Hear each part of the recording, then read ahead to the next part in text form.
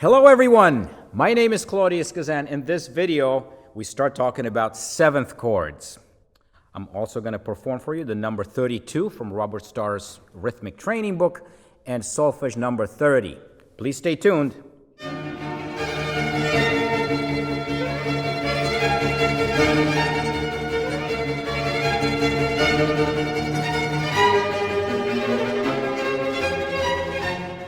Welcome back.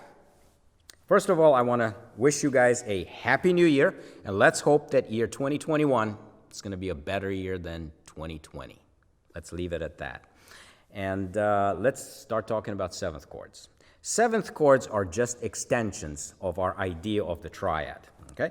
The idea of the triad was that you take two thirds and you stack them on top of each other, and you end up with a pleasing sounding chord, a three-note chord. Okay? But what if we take yet another third and we stack it on top of the triad? You end up with something sounding like this. Okay, four notes. Now, this particular one happens to be a little dissonant. This is the one that's on my tablet right now in the very beginning there. Okay, and you can see that it's called a seventh chord because the distance between the root of the chord, when the seventh chord is arranged in thirds like this, and the new note on top is that of a seventh. And that's why it's called a seventh chord. Okay? When we talk about the qualities of the seventh chord, we look at two elements. Number one, the first triad, the bass triad, and then the seventh. That's the new interval that's being formed between the root and the new note. Okay? You can see those circled in my second part of the staff here on the tablet. So the triad on the bottom, okay, that by itself as an entity, and then the quality of the seventh, the new interval that's being created right now. All right? So those are the two elements we need to look at in order to qualify our seventh chords. Okay? Very good. So the first one we're going to talk about is the major seventh chord. A major seventh chord has a major triad as the basis, and then a major seventh on top. Basically, it sounds like this, and you already heard it. Major triad on the bottom and a major seventh, okay, between the bottom note, which is the root of the chord, and the seventh. We call that the seventh, okay? That's the major seventh chord, okay? Good. Next one I want you guys to be aware of is the minor seventh chord. The minor seventh chord has a minor triad on the bottom, okay, and a minor seventh on top, okay? If you don't remember triads, you can see how important it is right now for you to remember triads, because I'm not spending the time telling you what is a major triad, a minor triad, an augmented triad, a diminished triad. You should know this from prior videos right now, okay? So, minor seventh chord again, minor triad on the bottom, and a minor seventh on top. Okay? So that's your minor, or just simply minor seventh chord.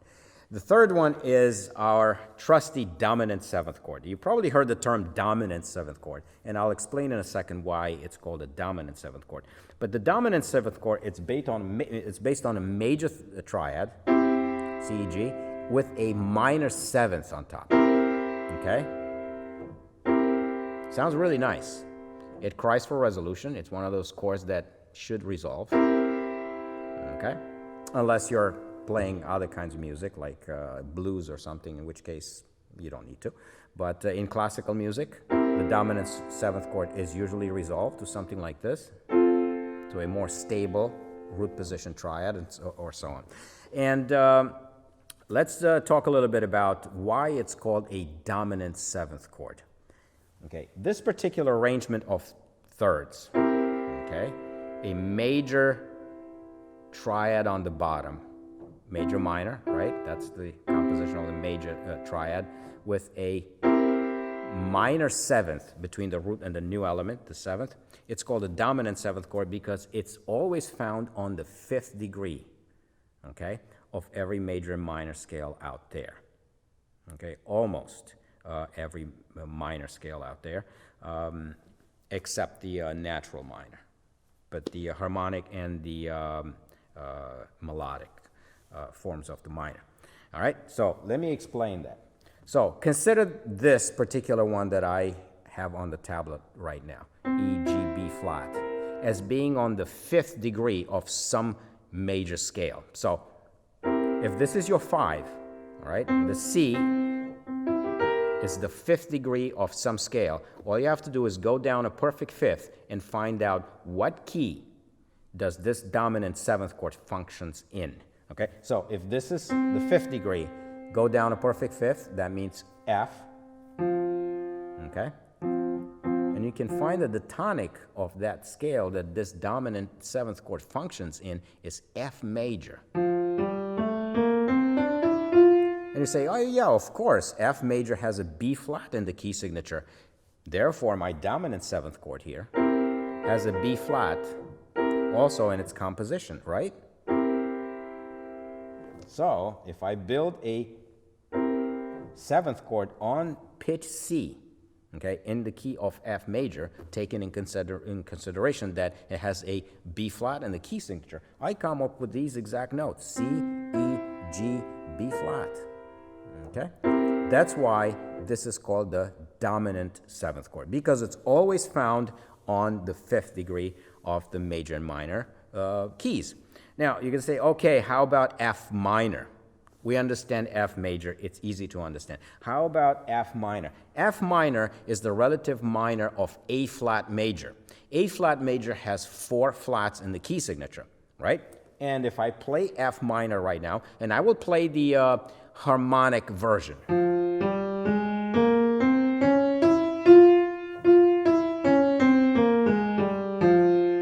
Okay? E natural is the leading tone. And it's also the leading tone in the melodic version as well. And I need the leading tone. Look at this chord again, C, E, G, B flat. Has an E natural in there. That E natural happens to be the leading tone, okay, in those keys, okay? And they need to be E natural. If I have E flat like this, that's not a dominant 7th chord anymore. Okay? The natural minor, the natural minor of F minor will have E flat. Okay? But the harmonic and the melodic has the E natural. That's why we find the dominant 7th chord on the 5th degree of every major or the minor, harmonic, and melodic versions. Okay? So remember that for the dominant 7th chord. All right, another one that I want you guys to remember is the half-diminished 7th chord. Now, this 7th chord is built on a diminished triad. You can see C, E flat, G flat, okay? 2 minor thirds on top of each other gives you a diminished triad, okay? With a minor 7th. Kind of dissonant, and again, cries for resolution, okay? And there's different ways to resolve this one, but the most popular is probably coming here to a fully diminished 7th chord, which we talk about next, okay? But this is called half-diminished because only the triad on the bottom of the 7th chord is diminished. The other element is minor, okay? That's why it's called half-diminished. And it's notated with a little cut circle, as you can see, okay? So remember this, diminished triad, minor 7th. It's called a half-diminished. Quite popular in classical music. Also, we have the fully diminished 7th chord. Okay, this one is based on the diminished triad and a diminished 7th. Okay, you can see the double B flat in there, B double flat. Because I chose C as my starting note, and I ended up with a B double flat if I wanted to build a fully diminished 7th chord. Okay, so again, diminished triad on the bottom, C, E, G flat, and a diminished 5th, a diminished 7th now between C and B double flat. Okay, if you were to analyze this carefully, you can see that you can stack minor thirds, okay, on top of each other, and you end up with a fully diminished 7th chord. Okay, kind of interesting. So remember, stack minor thirds on top of each other, you end up with a fully diminished 7th chord. Okay, Good. Let's look at this other one here. This is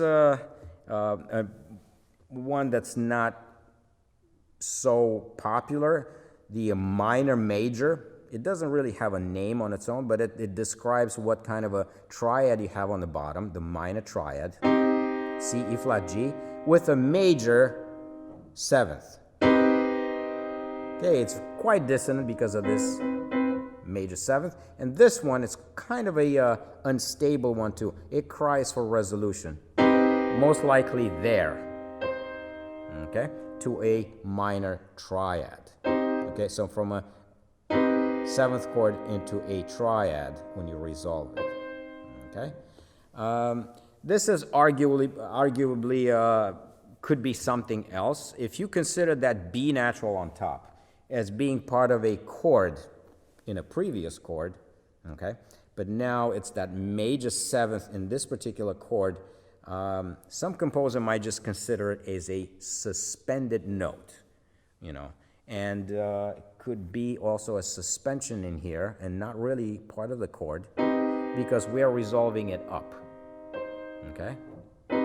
But in more modern music or you know, romantic era or something, you will actually end up with stated seventh chords like this, okay? But in earlier periods, like classical or Baroque, if you find something like this, it's most likely that that B is not part of the chord. It's probably a suspension or something that's suspended from a previous chord, and it's being resolved on the next one to a more stable triad. Anyway, it's possible, the minor major, as we call it. Let's look at this one too, the diminished major. Okay, diminished triad on the bottom, major on top. This one sounds more of a jazz chord, something that's a little more out there, more dissonant. Okay, it's possible to find it in classical music as well, especially the romantic composers. Usually, this one again cries for resolution, either there or to a fully diminished seventh chord, and so on. Anyway, it's nice to know that it exists.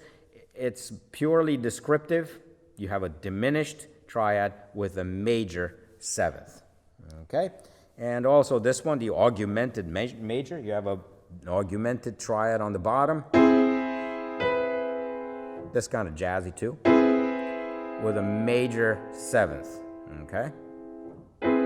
Again, it's unstable, maybe it resolves there. Okay, or it can just stay like that, and it's perfectly fine. Great. So those are the qualities of some of these seventh chords I want you guys to be familiar with. Number one, the major seventh chord, major triad, major seventh. Important. The minor seventh chord, minor triad with a minor seventh. All right. The dominant seventh chord, major triad, minor seventh. Very important. That one you should know, number one. And then you have the half-diminished, based on the diminished triad with the minor seventh. All right, that's the half-diminished. And the fully diminished, which is based on a diminished triad with a diminished seventh. So when both of these elements are diminished, you're talking about a fully diminished seventh chord. It's also easy to construct because all you have to do is stack minor thirds on top of each other, and you end up with a fully diminished seventh chord. Great. Let's look now at seventh chord inversions. Okay, we're already familiar with the triad inversions, right? The 5-3, the 6-3, and the 6-4. Let's see what happens when we put figures under these seventh chords. The root position, you can see, you have a 7, a 5, and a 3. Okay? 7 means the seventh, the fifth, and the third. So I have to have all these four elements, actually, the root, the third, the fifth, and the seventh. Okay? But in music notation, I have to notate at least the seventh, because that indicates that, hey, you're dealing with a seventh chord and not a triad. Okay? You have 4 notes in there. Therefore, if you see a 7 by itself as a figure, you know immediately you're talking about a root position seventh chord.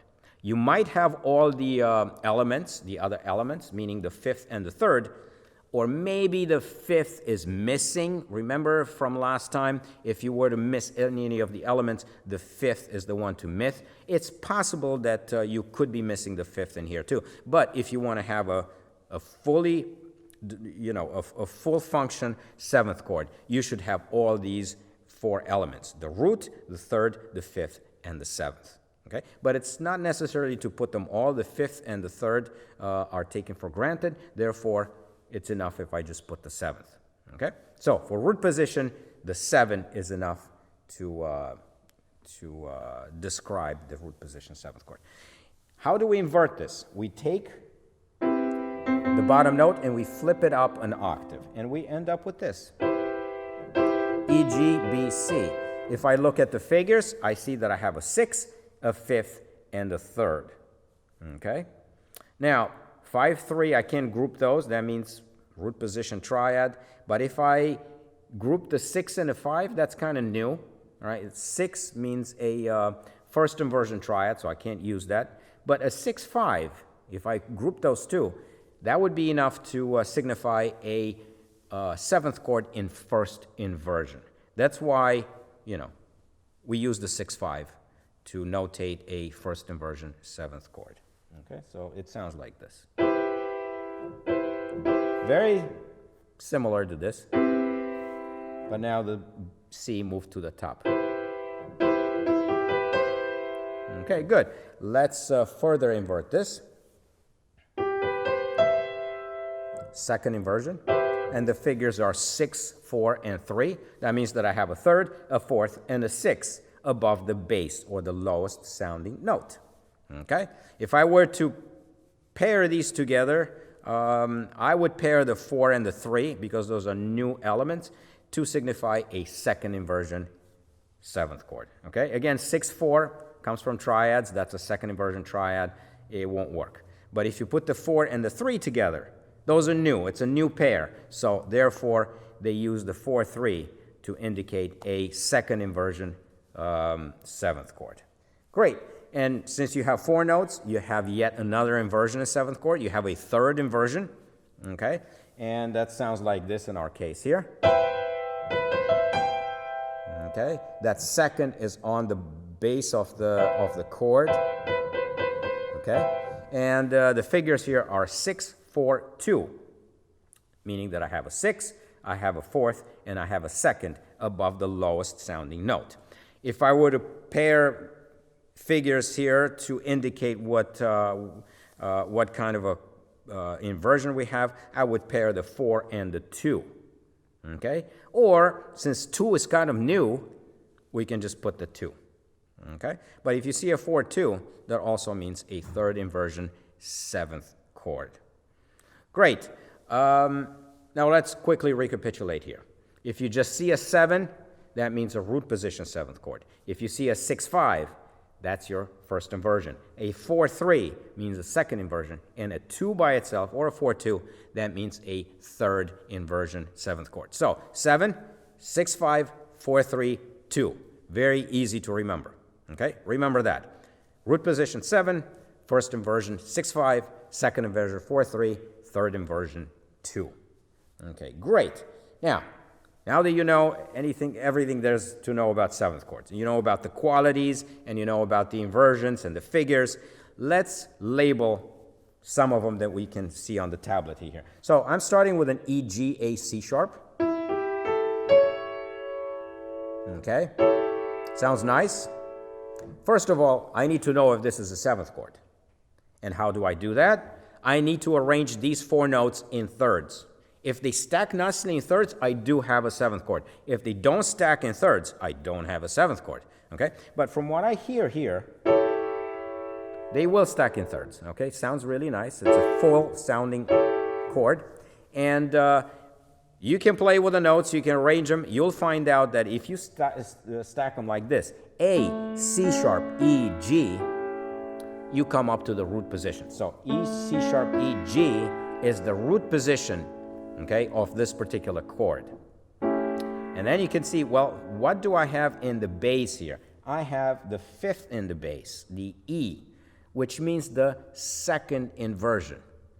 Now, if you remember the figures I just talked to about a minute ago, the second inversion, it's the 4-3. Okay, 7, 6, 5, 4, 3. Okay, so it's safe to just put 4, 3 in here. And you can immediately see, yes, I do have a third, and I have a fourth above the bass, and I have the 6, but the 6 is taken for granted. Okay? And let me look at the quality right now. A, C sharp, E, G. I'm looking at the quality of the root position chord when I have them stacked in thirds. So that's important.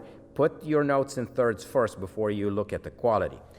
If you were to analyze now what you have, you end up with a major triad on the bottom, A, C sharp, E, okay, and a minor seventh between the root, which is A, and your new note, G.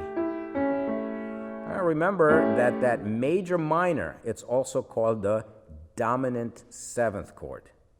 Okay, so right now we're dealing with the dominant seventh chord in second inversion. Okay, so it would be a capital D for dominant.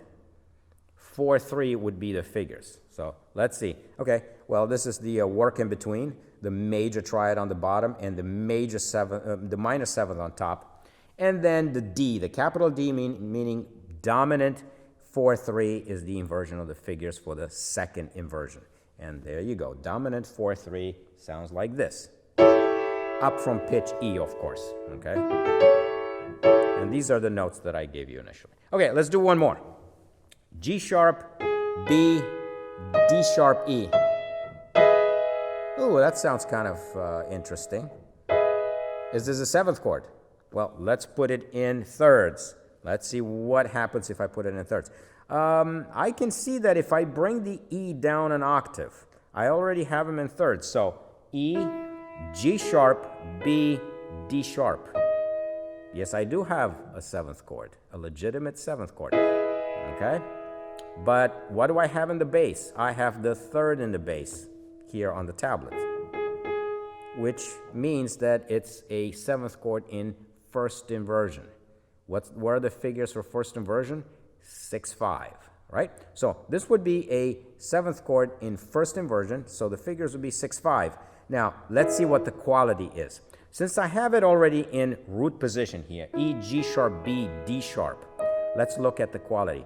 The triad on the bottom is a major triad, E, G sharp, B, okay? And the seventh is also major between E and D sharp, okay? So we have simply a major seventh chord or a major triad, major seventh, okay? Let's see if that's what it is. Yes, here's the work in between, E, G sharp, B, D sharp, and right here you can see that it's a capital M with the 6, 5. Okay, this is the inversion, the first inversion. Okay, great. This is how we work out given seventh chords on paper, how we label them. All right. Remember, number one, you have to arrange the notes in thirds. Okay, so you can then look at the quality of those two elements, the triad on the bottom and the seventh. Okay, and then you can give its quality. Then you can look at the intervals. You can see, what kind of inversion are you in? First, second, or third inversion. All right, let's build the following seventh chords. This is going to get a little more involved right now, building these seventh chords. Not this particular one, because I'm looking at it and it says, oh, M7. 7 means root position. Okay, so meaning that I'm just going to build notes on top of this bass note, which also happens to be the root of the chord, right? Because we are in root position. All right, so we need a major seventh chord. Major seventh chord means major on the bottom, major triad on the bottom, and a major seventh. Let's build first the major triad. E flat to G, major third, and then B flat minor. Okay, that's the recipe for a major triad on the bottom.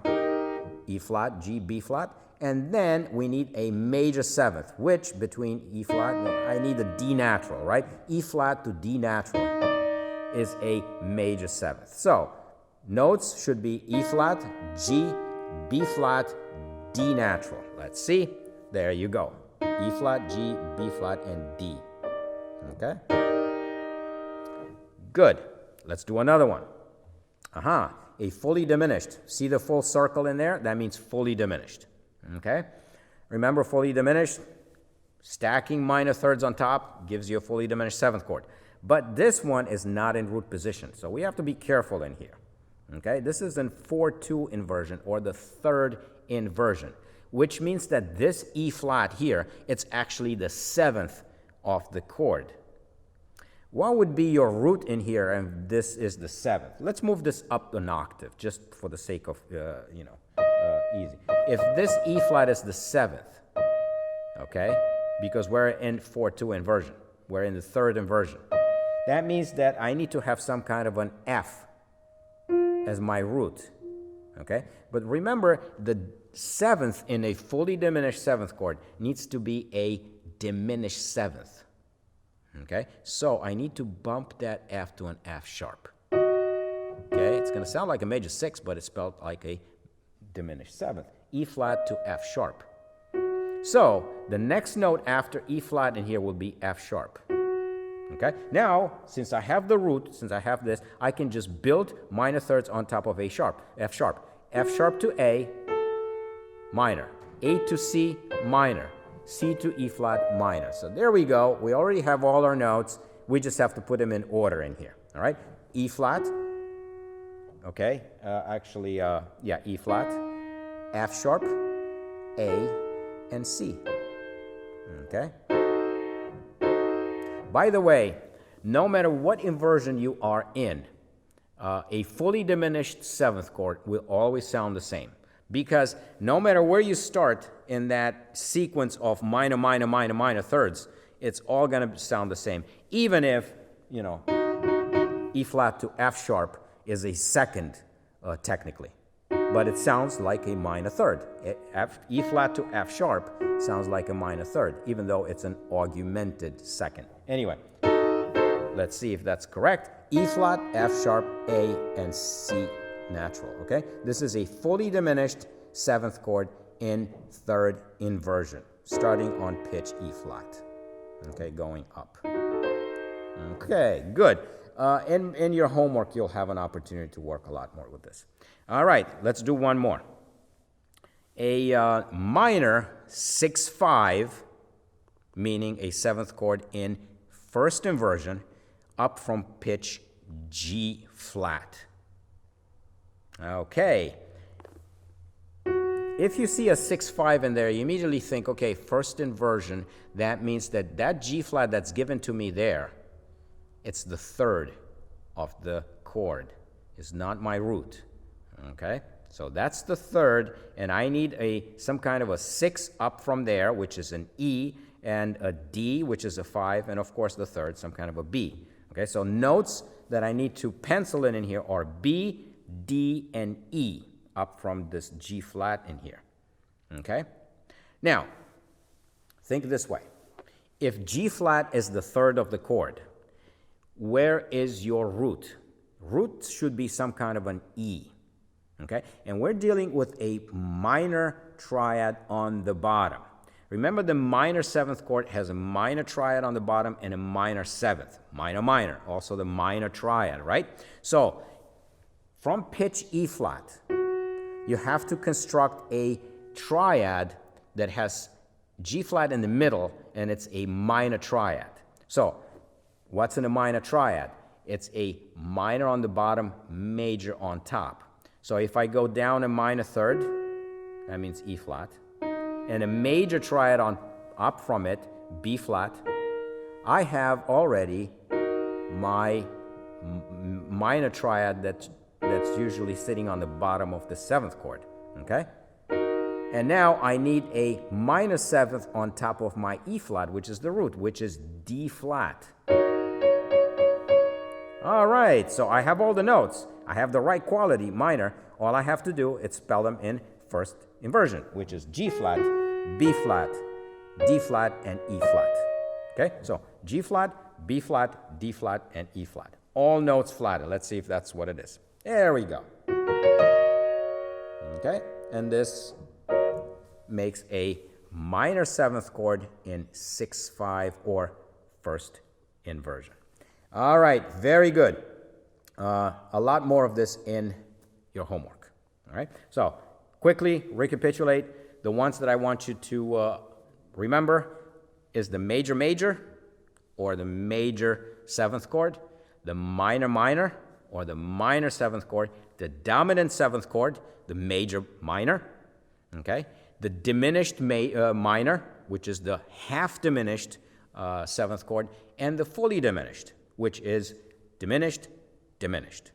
And when I say diminished, diminished, I refer to diminished triad with a diminished seventh. Remember those two elements that we look at very quickly when we qualify seventh chords. All right? Very good. Next time, we're going to put these seventh chords in the context of a key. So we're going to take our trusty major scale or major key, and we're going to build seventh chords on them. See what we come up with. Also, we'll take a minor key as well. Maybe something in harmonic or melodic form, okay? Because they have the leading tone. So we need to look at something with leading tones. We're starting to study functional harmony right now, okay? And that's based on major and minor keys. And, keys are usually reinforced by the presence of the leading tone. Very important. Very good. That wraps up everything that I had to say about seventh chords today. Let's move on to solfege number 30. Let's do the solfege first today. For those of you who have requested it, it's solfege number 30 is written in the key of G minor, 2 flats in the key signature. The 2 keys that share 2 flats in the key signature are B flat major, right, and G minor. This one's in G minor, and you can see why. It starts and ends with a G, and it features an F sharp quite a little bit in there. F sharp being the leading tone, okay? And we need a leading tone to establish the key. Even a minor key, we need that leading tone. So this is the chord of the tonic, G, B flat, D, just to get our ears accustomed to G minor. All right, I'm going to put my metronome here at 80, okay, because these eighth notes go by quite quickly. Now, 80, okay, because this one's written in 12/8, okay. What does it mean? It means that we're going to conduct on the 4/4 formula, right? But there's 3 beats for each, there's actually 3 eighth notes for each beat. So 1, 2, 3, 1, 2, 3, 1, 2, 3, 1, 2, 3, 1, 2, 3, 4, 5, 6, 7, 8, 9, 10, 11, 12. Okay? But that's why instead of conducting every single eighth note, we group eighth notes into 3, okay? And we conduct on the 4/4 formula, which is so much easier. Okay, here we go. Metronome goes on. Sol, re, sol, fa, sol, la, si, la, re, si, la, sol, fa, sol, re, sol, fa, sol, si, la, si, la, si, do, si, re, sol, fa, sol, la, si, do, si, sol, fa, sol, mi, sol, fa, re, si, la, sol, fa, mi, re, sol, si, do, re, mi, re, sol, si, la, sol, fa, sol, re, mi, sol, do, re, fa, la, si, la, sol, fa, re, la, re, si, do, re, sol, fa, mi, fa, sol, re, do, mi, re, sol, fa, sol, la, si, la, re, sol, do, fa, si, mi, la, re, sol, fa, sol, si, la, re, sol, sol. Okay. Probably could have done better a little bit with my conducting, but it's basically on the formula of 4/4, so not too difficult there. But again, the pitches, the speed is quite difficult. And also I found going back and forth between these eighth note quarter, and then quarter eighth note. This kind of, it's a little different. It could throw you out quite a bit in here. Also you have some duplets in here, a couple of places, duplets, and some accidentals, okay? B naturals, F sharps, of course, and then some F naturals, and so on. Going back and forth between can be a little tricky.